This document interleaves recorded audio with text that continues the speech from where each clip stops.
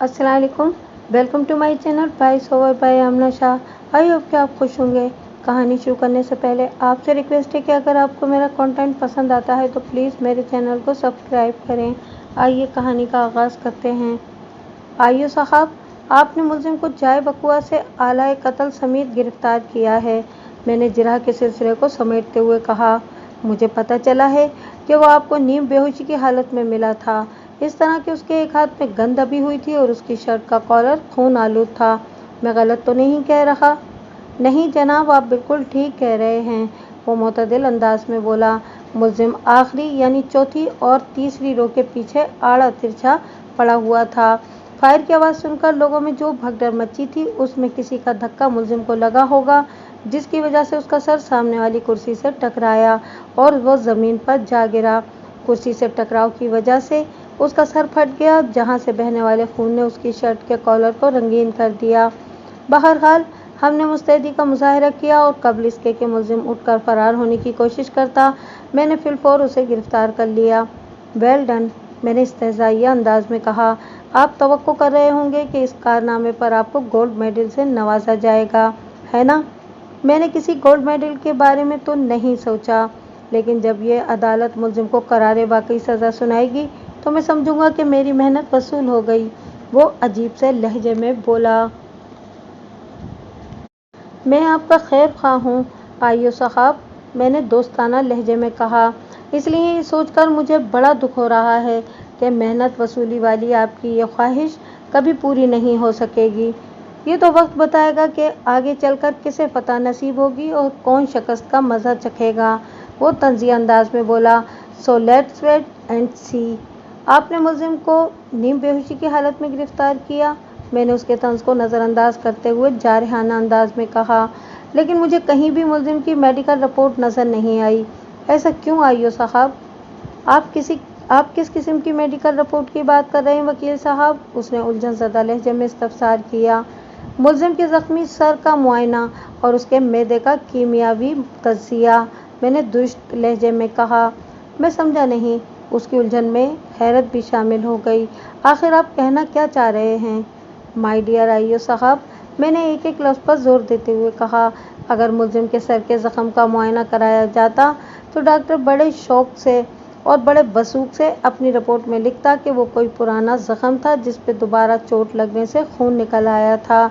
दूसरे, शायद आपने इस बात पर तवज्जो नहीं दी कि वो ज़ख्म मुलजिम की खोपड़ी के अकबी हिस्से में है। अगर किसी का धक्का लगने से वो सामने वाली कुर्सियों से जा टकराता तो यकीनन उसका चेहरा या पेशानी ज़ख्मी होती। और जहाँ तक मुलजिम के मैदे का तज्ज़िये का मामला है तो मैं सांस हमवार करने के लिए रुका, फिर अपना बयान जारी करते हुए बोला। तो इस टेस्ट से ये बात खुलकर सामने आ जाती कि इसके मैदे में कोई नशावर चीज़ या इसके असरात मौजूद थे और मुलजिम की नीम बेहोशी या गनूदगी का सबब भी यही था। तो आप ये कहना चाह रहे हैं कि मुलजिम ने बाकायमी होश व हवास गोली नहीं चलाई थी? आइयो ने तंज़िया लहजे में पूछा। नहीं, मैं ऐसा तो नहीं कहना चाह रहा, मैंने ठहरे हुए अंदाज में जवाब दिया। तो आपका मतलब है कि गोली चलाते वक्त मुलजिम मुकम्मल तौर पर अपने होशो हवास में था? मैंने कब कहा है कि मेरे मुवक्किल ने मकतूल पर गोली चलाई थी? मैंने बरहमी से पूछा। आप अपने अल्फाज मेरे मुंह में क्यों डालने की कोशिश कर रहे हैं? तो फिर वो सटपटाए हुए लहजे में पूछने लगा। आखिर आप कहना क्या चाह रहे हैं? जज काफ़ी देर से बड़ी दिलचस्पी के साथ हम दोनों के बीच होने वाले सवाल जवाब को सुन और देख रहा था। इस मौके पर उसने मुझसे मुखातिब होते हुए पूछा। बेग साहब, क्या मुलजिम के सर वाली चोट के तिब्बी मुआयने और उसके मैदे के कीमियावी तजुर्बे का और तज्ज़िये का ज़ेरे समाअत केस से कोई ताल्लुक़ है? बहुत गहरा ताल्लुक़ है जनाब आली, मैंने मौतबाना अंदाज में कहा। अदालत आपके दावे की वजाहत चाहती है, जज ने बड़े ठोस अंदाज में कहा। आप इस सिलसिले में क्या कहेंगे? जनाब आली, बकुआ से 5 रोज़ कबल मेरे मुवक्किल को फैक्ट्री में उस वक्त सर के अकबी हिस्से में एक चोट लगी थी जब वो नीचे बैठे हुए अचानक उठकर खड़ा हो गया था और उसका सर एक सख्त चीज़ से टकरा गया था। ताहम बकुआ वाले रोज़ तक ये ज़ख्म काफ़ी हद तक ठीक हो चुका था, मैंने जज के सवाल का जवाब देते हुए बताया। बकुआ की रात जब डॉक्टर इरशाद हुसैन पर गोली चलाई गई और फायर की आवाज़ से जलसागाह में अफरा तफरी मची तो एक साजिश के तहत मुलजिम के सर के ज़ख्म पर चोट लगाई गई थी। جس کی وجہ سے وہ زمین بوس ہو گیا۔ قبل ازیں بھی وہ غنودگی محسوس کر رہا تھا کیونکہ جلسہ گاہ میں آنے سے پہلے اس نے ایک قریبی ہوٹل سے چائے پی تھی اور اسی وقت سے اسے اپنا سر بھاری محسوس ہونے لگا تھا۔ پھر جب وہ جلسہ گاہ میں پہنچ کر اسٹیج کے بائیں جانے والی کرسیوں کی آخری یعنی چوتھی قطار میں بیٹھ گیا تو سر کے بھاری پن کے علاوہ اسے نیند کا بھی احساس ہونے لگا۔ وہ سمجھ گیا کہ اس نے ہوٹل سے جو چائے پی تھی اس چائے کے اندر کچھ ملایا گیا تھا، کوئی ایسی شے جو اس کے ہوش و حواس کو رفتہ رفتہ معطل کر رہی تھی۔ وہ اپنی اس کیفیت کو سمجھنے کی کوشش ہی کر رہا تھا کہ اچانک فضا فائر کی آواز سے گونج اٹھی۔ اس کے بعد سب کچھ آنن فانن میں ہو گیا۔ میرے موکل کو مطلق خبر نہ ہوئی کہ کب کسی نے اس کے ہاتھ میں ایک گن تھما دی۔ جب یہ بیچارہ کچھ سوچنے سمجھنے کے قابل ہوا تو اسے ہتھکڑی پہنائی جا چکی تھی۔ That's all your owner. کہانی تو آپ نے بہت اچھی بن لی ہے وکیل صاحب۔ آئیو نے مجھ پر بڑی گہری چوٹ کی، لیکن آپ کو بالکل اندازہ نہیں کہ جب استغاثہ کے گواہوں کے بیانات کا سلسلہ شروع ہوگا تو اس کہانی کا غبارہ پلک جھپکتے میں پھس ہو جائے گا۔ استغاثہ کے پاس مضبوط گواہوں کے علاوہ ملزم کا مقتول کو موت کے گھاٹ اتارنے کا ٹھوس جواز بھی موجود ہے۔ جب استغاثہ اس ٹھوس جواز کو سامنے لائے گا تب کی تب دیکھی جائے گی آئیو صاحب، میں نے روکھے ہوئے لہجے میں کہا۔ فی الحال آپ میرے آخری سوال کا جواب دیں۔ وہ چوکنا نظر سے مجھے دیکھتے ہوئے بولا۔ جی پوچھیں۔ آپ نے ملزم کا پیرافین ٹیسٹ کیوں نہیں کیا؟ میں نے تفتیشی افسر کی آنکھوں میں دیکھتے ہوئے استفسار کیا۔ کیس کی فائل میں مجھے اس ٹیسٹ کی رپورٹ کہیں نظر نہیں آئی۔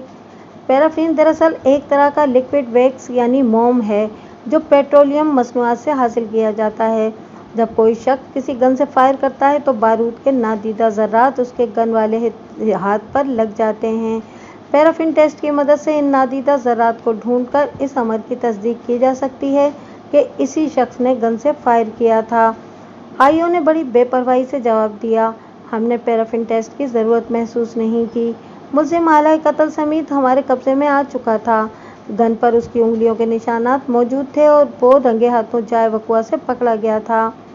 رنگے ہاتھوں نہیں، رنگے کالر، اور وہ بھی اپنے ہی خون سے، میں نے انکوائری آفیسر کی طرف دیکھتے ہوئے زہر خند لہجے میں کہا، پھر روئے سخن جج کی جانب موڑتے ہوئے ان الفاظ میں اضافہ کر دیا، جناب عالی مجھے آئیو صاحب سے اور کچھ نہیں پوچھنا۔ اس کے بعد استغاثہ کے گواہ مقبول احمد کو شہادت کے لیے پیش کیا گیا۔ مقبول احمد نے اپنا حلفیہ بیان ریکارڈ کروا دیا تو وکیل استغاثہ جرح کے لیے وٹنس باکس کے نزدیک پہنچ گیا۔ مقبول صاحب، وکیل استغاثہ نے اپنے گواہ کو مخاطب کرتے ہوئے پوچھا، وقوع کے روز آپ جلسہ گاہ میں کس جگہ بیٹھے ہوئے تھے؟ اسٹیج کی بائیں جانے والی کرسیوں پر، گواہ نے جواب دیا۔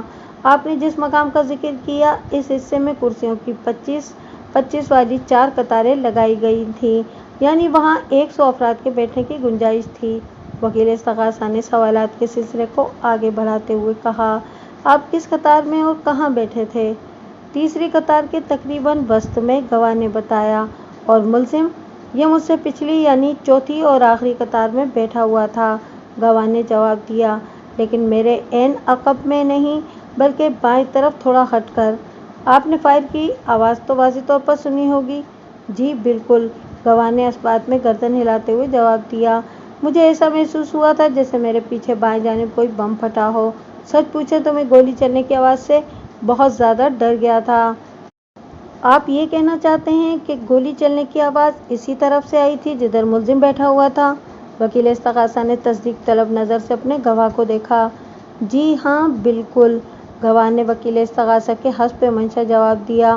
اس کے ساتھ ہی وکیل استغاثہ نے جرح موقوف کر دی۔ اپنی باری پر میں جج کی اجازت حاصل کر کے گواہوں والے کٹہرے کے قریب چلا گیا اور جرح کا آغاز کرتے ہوئے استغاثہ کے گواہ سے پوچھا، مقبول صاحب، تھوڑی دیر پہلے آپ نے وکیل سرکار کو بتایا ہے کہ فائر کی آواز سنتے ہی آپ بہت زیادہ ڈر گئے تھے۔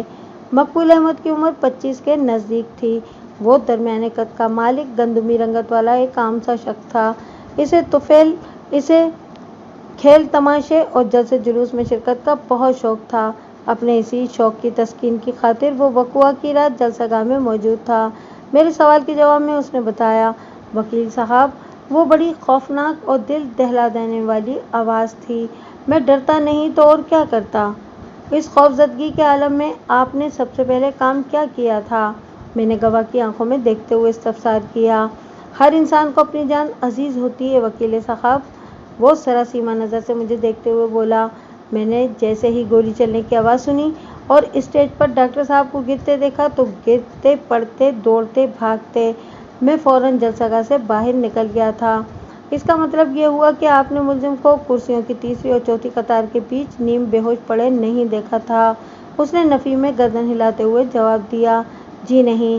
کیا آپ ملزم کو پہلے سے جانتے تھے؟ میں نے بدستور گواہ کی آنکھوں میں دیکھتے ہوئے سوال کیا۔ نہیں، وہ بڑے اعتماد سے بولا۔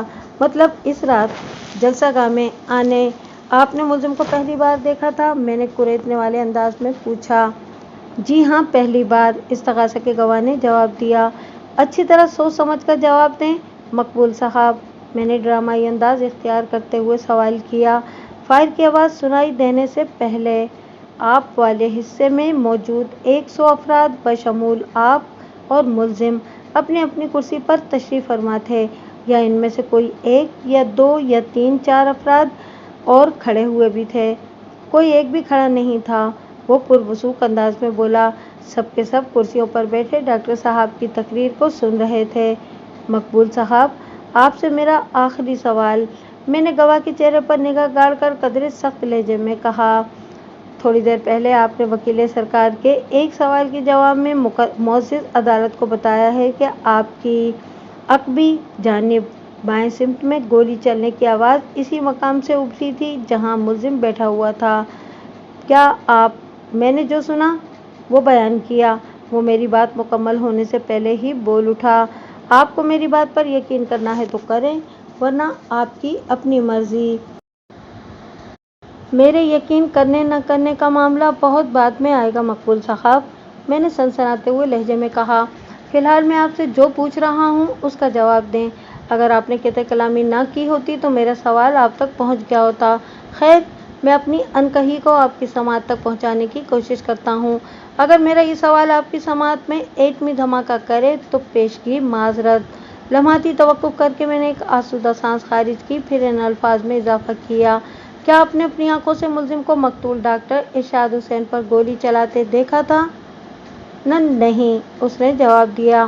اس کے ساتھ ہی عدالت کا مقررہ وقت ختم ہو گیا، چنانچہ جج نے 3 ہفتے بعد کی تاریخ دے کر عدالت برخاست کرنے کا اعلان کر دیا۔ The court is ایڈجورنڈ۔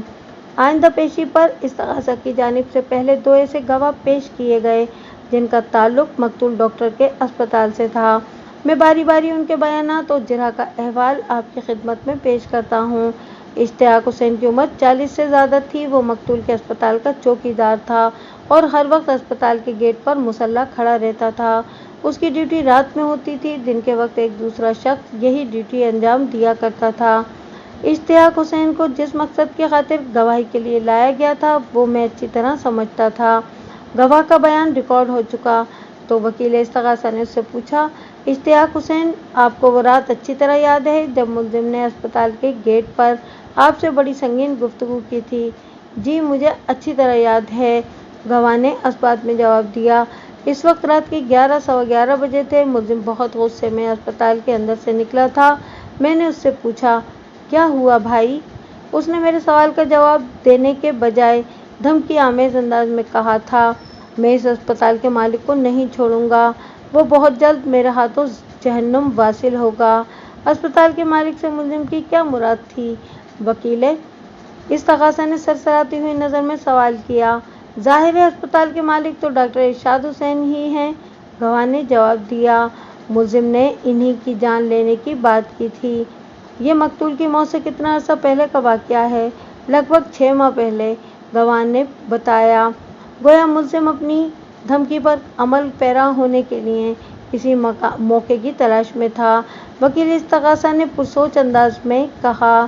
پھر 6 ماہ بعد اسے یہ موقع میسر آ گیا اور اس نے جلسہ گاہ میں جا کر مقتول کی زندگی کا چراغ گل کر دیا۔ جی جی بالکل، وہ تائیدی انداز میں گردن ہلاتے ہوئے بولا۔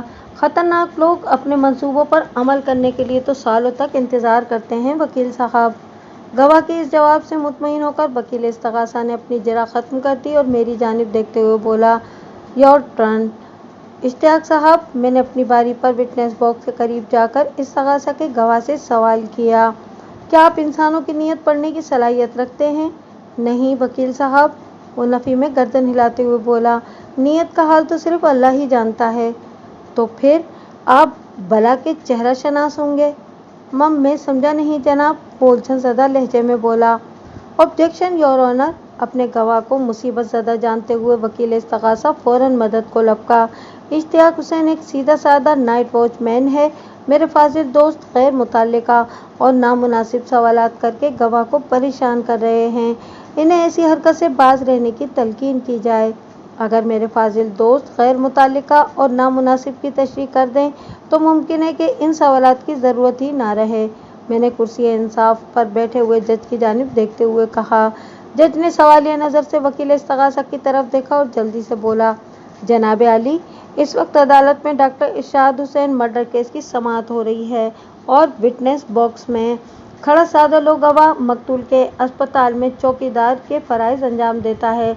इंसानों की नीयत को पढ़ लेना, इनके चेहरे के तासुरात से इनके इरादों को भांप लेना जैसे सवालात का भला इस केस से क्या लेना देना?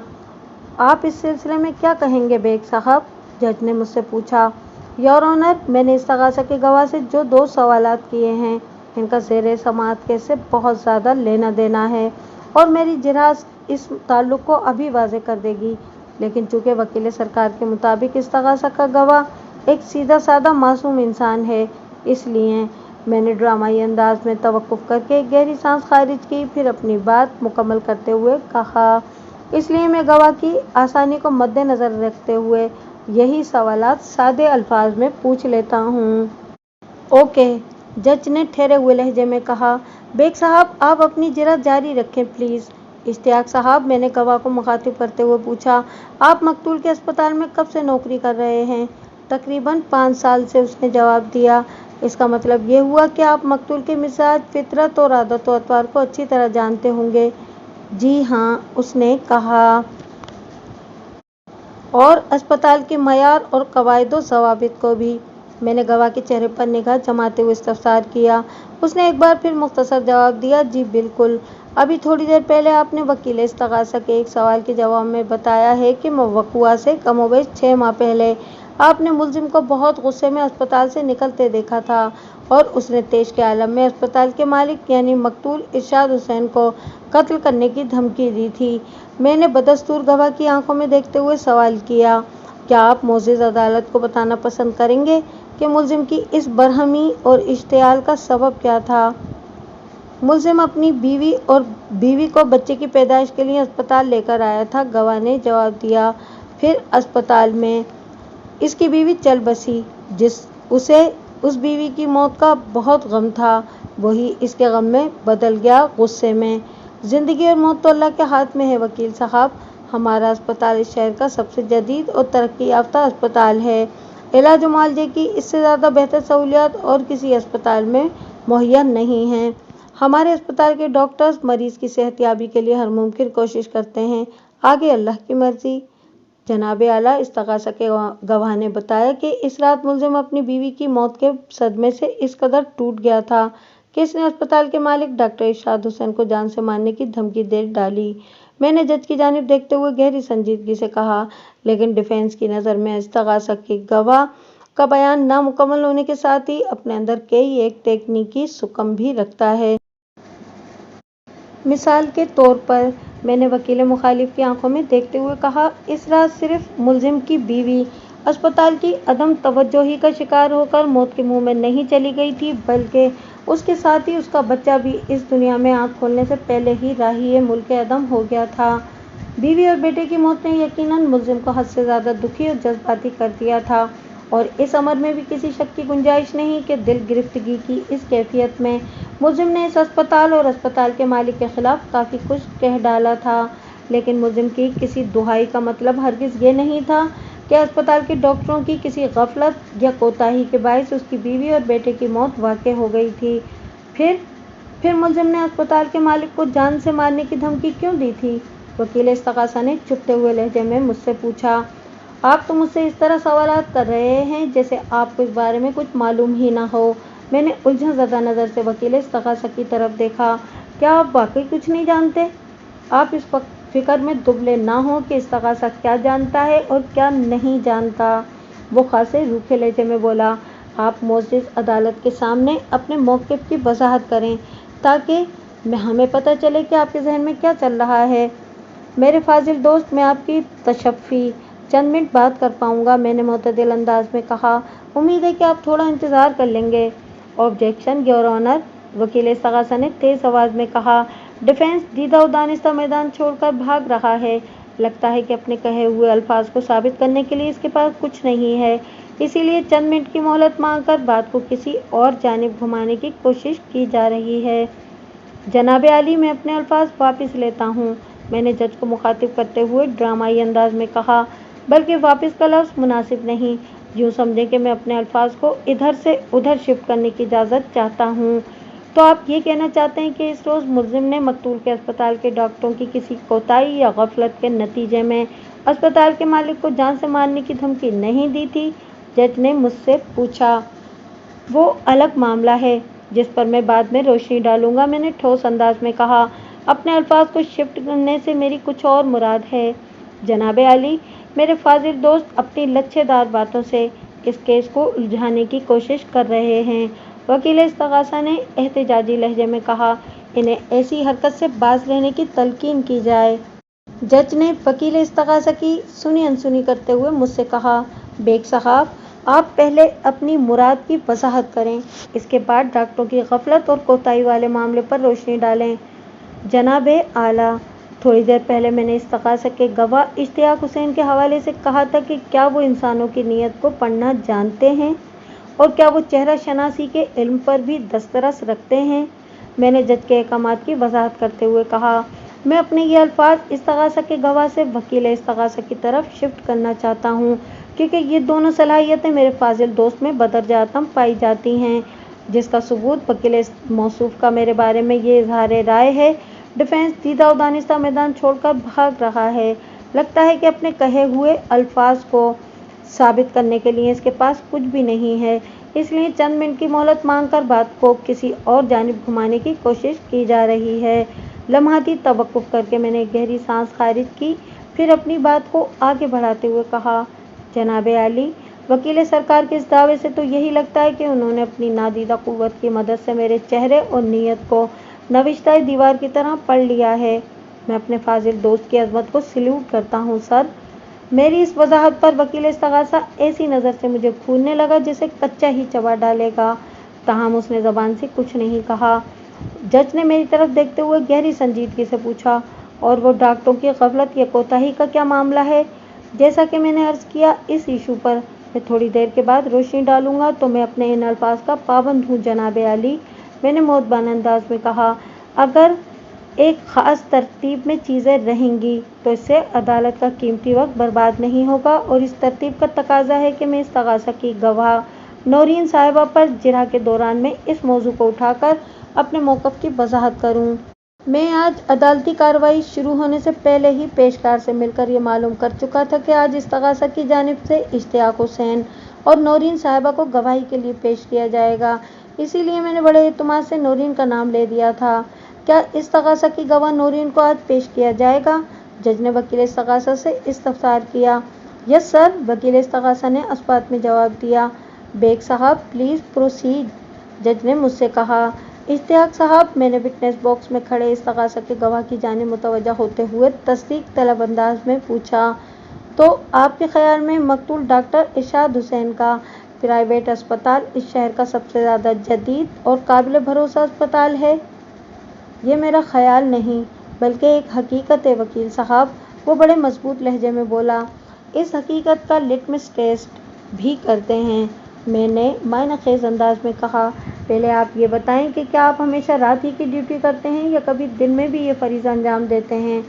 مجموعی طور پر تو میں رات 8 بجے سے صبح 8 بجے تک ڈیوٹی کرتا ہوں، اور خورشید علی صبح 8 بجے سے رات 8 بجے تک، اس نے بڑے اطمینان سے جواب دیا۔ لیکن اگر کبھی ہنگامی صورتحال کا سامنا ہو تو ہم دونوں اپنی ضروریات کے تحت شفٹ ایک دوسرے سے بدل بھی لیتے ہیں، یا پھر ڈیوٹی ٹائم میں تھوڑا رد و بدل کر کے اپنے مسائل سے نمٹ لیتے ہیں۔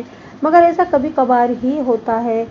ठीक हो गया, मैंने आम से लहजे में कहा। फिर पूछा, क्या वो रात आपकी याददाश्त में महफूज है जब आपके मालिक को जलसागाह में गोली लगी थी? जी, मुझे अच्छी तरह याद है, वो पुरवसूख अंदाज में बोला। उस रात 10 और 12 बजे के दरमियान आप कहाँ थे? मैंने सरसराते हुए लहजे में इस्तफसार किया। मैं अपनी ड्यूटी अंजाम दे रहा था। इसका मतलब यह हुआ कि मैंने इस्तगासा के गवाह की आंखों में आंखें डालकर पूछा, जब मकतूल डॉक्टर को अस्पताल लाया गया तो इस वक्त आप गेट पर मौजूद थे? नहीं, उसने नफी में गर्दन हिलाई। मतलब आप कहीं इधर उधर हो गए थे? नहीं जनाब, मैं अस्पताल के गेट पर मौजूद था, लेकिन गवाह ने हिचकिचाहट भरे अंदाज में बात अधूरी छोड़ी तो मैंने उस पर चढ़ाई कर दी और खासे जारहाना अंदाज में पूछा, लेकिन क्या आगे क्या? मैं आपको ये बताना चाह रहा हूँ कि वो वजाहत करते हुए बोला, डॉक्टर साहब को किसी और अस्पताल ले जाया गया था। वो क्यों? मैंने दुरुस्त लहजे में पूछा। जाए बकुआ से नज़दीक तरीन अस्पताल मकतूल का ज़ाती प्राइवेट अस्पताल था, जिसके बारे में आपने थोड़ी देर पहले मुअज़्ज़िज़ अदालत को बताया है कि शहर में इसकी टक्कर का कोई और अस्पताल नहीं है। इलाज मुआलजे की जदीद तरीन सहूलियात फराहम करने वाले मकतूल के अजीमुशान अस्पताल को नज़रअंदाज करके उसे किसी और अस्पताल में क्यों ले जाया गया था? मैं इस बारे में कुछ नहीं जानता, इश्तियाक हुसैन बेबसी से मुझे देखते हुए बोला। लेकिन मैं इस बारे में बहुत कुछ जानता हूँ, मैंने एक एक लफ्ज़ पर दबाव डालते हुए कहा। मकतूल डॉक्टर इरशाद हुसैन और उसके लवाहिकीन अच्छी तरह इस हकीकत से आगाह थे कि 200 गज़ के प्लाट पर शहर के मरकज़ में बना हुआ वो 3 मंजिला महंगा अस्पताल सिर्फ नोट छापने की मशीन है। इसका मयार वो नहीं है जो कि बयान किया जाता है। ये मामला हाथी के दांतों ऐसा है, यानी दिखाने के और चबाने के और उसका सबब खुद मकतूल ही था। आप कहना क्या चाह रहे हैं? वकील इस्तगासा ने भवें उकेड़कर मुझसे पूछा। आपका मतलब है मकतूल ने जानबूझकर अपने अस्पताल के मयार को गिराया हुआ था? कोई शख्स भला ऐसा क्यों करेगा? नॉन प्रोफेशनलिज्म में उमूमन ऐसा ही होता है मेरे फाजिल दोस्त, मैंने वकील इस्तगासा के इस्तफसार का जवाब देते हुए कहा। आपको ये जानकर हैरत होगी कि मकतूल का मेडिकल एंड मेडिसन के शोबे से दूर का भी वास्ता नहीं था। वो एक मैट्रिक फेल शख्स था। अपने नाम के साथ डॉक्टर का लफ्ज़ उसने लोगों को बेवकूफ़ बनाने के लिए लगाया हुआ था। इस अस्पताल के क़याम से कबल वो कबाड़ के बिजनेस से वाबस्ता था। अगरचे इस बिजनेस में भी बहुत पैसा है, लेकिन वो इज्जत नहीं जो इस मुआशरे में किसी डॉक्टर को हासिल है। लिहाजा अपने सियासतदान बहनोई के मशवरे पर उसने कबाड़ की खरीद और फरोख्त का धंधा छोड़कर शहर के कल्ब में एक 3 मंजिला प्राइवेट अस्पताल बना लिया, जहाँ पर काम करने वाले तमाम डॉक्टर्स, नर्सिस और दीगर टेक्निकल स्टाफ अपने अपने शोबे से ताल्लुक़ रखते हैं, मगर इनकी काबिलियत और सलाहियत पर पिछले 10 साल में सैकड़ों सवालात उठ चुके हैं, जबकि मज़कूरा अस्पताल के चार्जिस को होशरुबा कहा जा सकता है। और मज़े की बात यह है कि तो आपका मतलब है कि मकतूल चूँकि हाई प्रोफेशन डॉक्टर नहीं था, इसलिए आपके मुवक्किल ने उसे मौत के घाट उतार दिया? वकील इस्तगासा ने क़ित्ते कलामी करते हुए मुझसे पूछा। मेरा हरगिज़ ये मतलब नहीं है मेरे फाजिल दोस्त, मैंने तंज़िया नज़र से उसे घूरते हुए कहा। अगर आपने मुझे अपनी बात मुकम्मल करने दी होती तो आपको ये सवाल करने की ज़रूरत ही महसूस न होती।